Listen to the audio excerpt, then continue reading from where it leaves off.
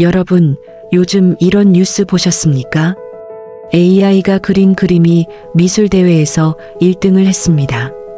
AI가 쓴 소설이 베스트셀러가 되었습니다. AI가 작곡한 음악이 차트에 올랐습니다. AI가 의사보다 더 정확하게 암을 진단합니다. 그렇다면 이런 질문이 자연스럽게 따라옵니다. AI가 이 모든 것을 할 수 있다면 인간은 무엇입니까? 나는 무엇을 위해 존재합니까? 이것은 단순한 기술적 질문이 아닙니다. 인류 역사상 가장 오래된 질문이에요. 나는 누구인가? 나는 왜 존재하는가? 그런데 이 질문 앞에서 많은 사람들이 불안을 느낍니다. 왜 그럴까요? 그리고 그 불안의 정체는 무엇일까요? 오늘 최신 심리학과 성경의 지혜로 이 질문에 함께 답해 보겠습니다. AI 관련 뉴스를 볼 때마다 마음 한구석이 불안하지 않으셨나요? 내 직업이 AI로 대체되는 건 아닐까? 내가 수십 년 갈고 닦은 기술이 쓸모없어지는 건 아닐까? AI보다 못한 내가 이 세상에서 어떤 가치가 있을까? 심리학자 에이미 에드먼스는 이것을 존재론적 불안이라고 부릅니다. 내 존재의 가치가 흔들리는 느낌, 내가 대체 가능한 존재라는 두려움. 그런데 이 불안은 어디서 오는 걸까요? 그 불안의 뿌리는 사실 AI 때문이 아닙니다. 우리가 오랫동안 원하지도 않은 프레임을 세상으로부터 강요당해왔기 때문입니다. 언제부터인가 우리는 이런 말들을 들으며 자랐습니다. 더 빠르게, 더 효율적으로, 더 많이 생산하라. 경쟁에서 이겨야 한다. 뒤처지면 안 된다.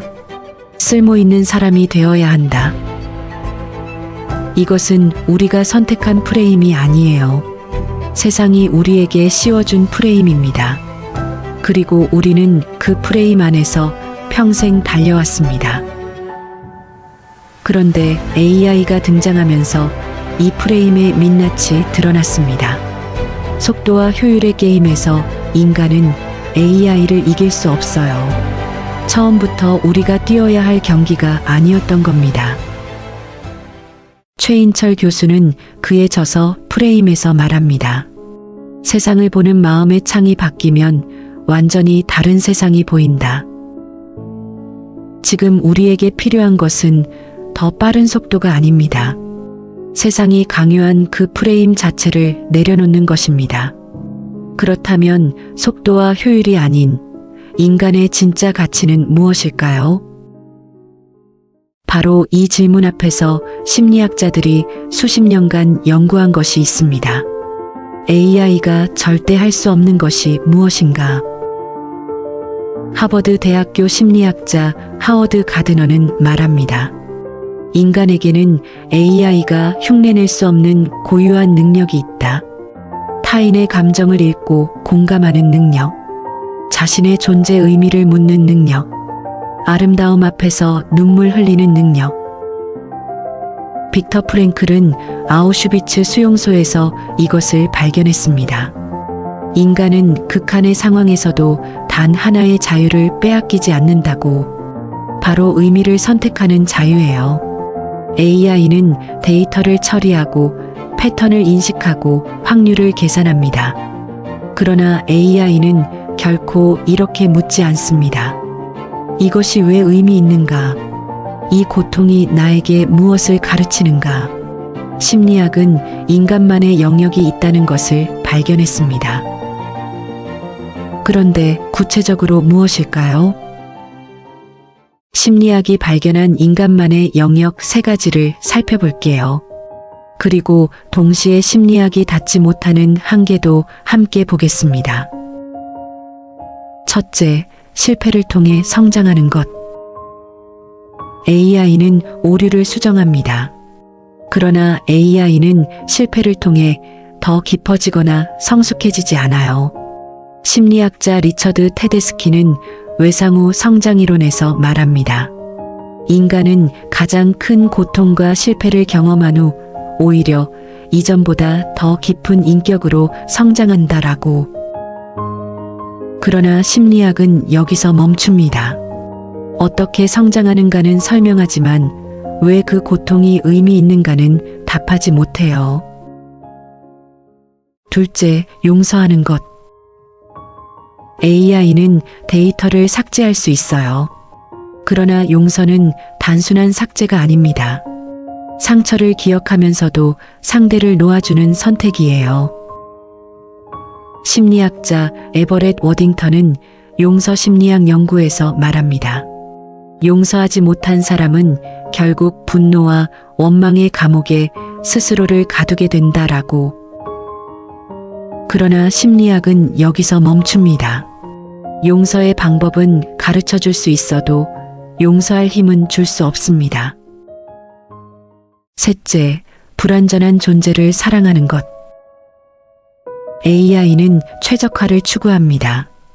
불완전한 것은 오류이고 수정의 대상이에요. 그러나 인간은 불완전하고 허물 많은 상대를 그럼에도 불구하고 사랑합니다. 단점을 알면서도 곁에 있습니다.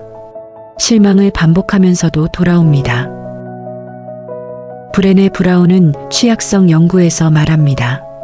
완벽하지 않은 서로를 있는 그대로 받아들이는 것이 가장 깊은 인간관계의 핵심이다. 그러나 그것은 너무나 어려운 일이다라고. 심리학은 또 여기서 멈춥니다. 왜 인간이 이토록 어려운 사랑을 포기하지 않는지 그 근원은 설명하지 못합니다. 세 가지 모두에서 심리학은 같은 한계에 부딪힙니다. 인간에게 이런 능력이 있다는 것은 안다. 그런데 왜 인간에게만 이런 능력이 있는가? 이 질문 앞에서 심리학은 침묵합니다. 심리학이 멈춘 바로 그 자리에서 성경은 이렇게 선언합니다. 하나님이 자기 형상대로 사람을 창조하시되 이마고 데이 하나님의 형상. 이 한 문장이 심리학이 발견했지만 설명하지 못한 모든 것에 답합니다. 하나님은 실패한 인간을 포기하지 않고 다시 일으키시는 분입니다. 그 하나님의 형상을 가졌기에 인간은 실패 속에서도 다시 일어서고 성장합니다. 하나님은 우리가 그분을 등졌을 때도 먼저 용서하신 분입니다. 그 하나님의 형상을 가졌기에 인간은 상처받고도 용서할 수 있습니다. 하나님은 불완전하고 허물 많은 우리를 조건 없이 사랑하신 분입니다. 그 하나님의 형상을 가졌기에 인간은 불완전한 상대를 그럼에도 사랑할 수 있습니다. 심리학이 수십 년 연구 끝에 발견한 인간의 고유한 능력은 사실 처음부터 하나님의 형상의 반영이었습니다. AI는 아무리 정교해도 인간이 설계한 프로그램입니다. 스스로 존재 이유를 묻지 않고 스스로 의미를 만들지 않으며 스스로 사랑을 선택하지 않아요. 그러나 인간은 다릅니다. 인간은 하나님이 자기 형상대로 빚으신 존재입니다. AI가 흉내낼 수 없는 그 모든 능력, 성장하고 용서하고 사랑하는 것, 그것은 프로그램이 아니라 하나님의 형상에서 비롯된 것입니다. 이것이 AI 시대에 우리가 불안해할 필요가 없는 이유입니다. 구독자 여러분, AI 시대가 우리에게 던지는 가장 중요한 선물이 있습니다. 그것은 역설적으로 인간이 무엇인지 더 선명하게 보게 해준다는 거예요. AI가 더 빠르고 더 정확하고 더 효율적인 모든 것을 할 수 있게 되었을 때 우리는 비로소 깨닫습니다. 인간의 가치는 처음부터 거기에 있지 않았습니다. 세상이 강요한 효율과 속도의 프레임을 내려놓는 순간 비로소 보입니다. 당신은 실패해도 다시 일어서고 상처받아도 용서하고 불완전한 상대를 그럼에도 사랑하는 존재입니다. AI가 절대 할 수 없는 이 모든 것이 당신 안에 있습니다. AI는 당신의 직업을 위협할 수 있습니다. 당신의 기술을 대체할 수 있습니다. 그러나 AI는 절대 대체할 수 없습니다. 하나님의 형상을 가진 당신의 존재 자체를 당신은 계산되지 않습니다. 측정되지 않습니다. 대체되지 않습니다. 당신은 하나님이 형상대로 빚으신 이 세상에 단 하나뿐인 걸작품입니다. AI 시대에 가장 필요한 것은 더 빠른 기술이 아닙니다. 프레임을 바꾸는 것입니다. 효율과 속도의 프레임에서 본질의 프레임으로. 그리고 그 본질의 답은 이미 2000년 전에 선언되었습니다. 하나님이 자기 형상대로 사람을 창조하시되 하나님이 자기 형상대로 사람을 창조하시되